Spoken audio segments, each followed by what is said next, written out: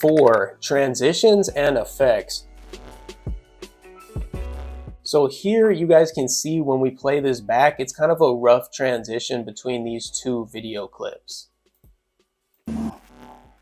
So what I want to do is add a dissolve transition. To do that, we can navigate up here to the top right to where it says effects. We can select transitions if it's not open already, and we have a bunch of options to choose from. I just want to add a basic dissolve effect, so I'll just go ahead and click and drag this in like so. And now if we play this back, you guys can see it dissolves between the two video clips.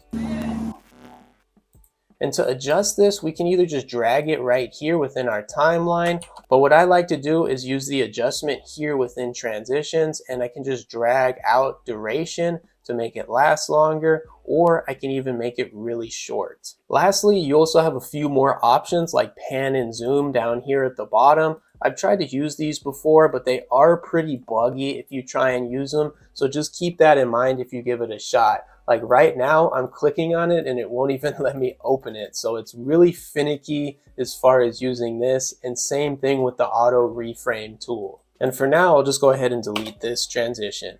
Watch the full video now. Link on screen and in the description.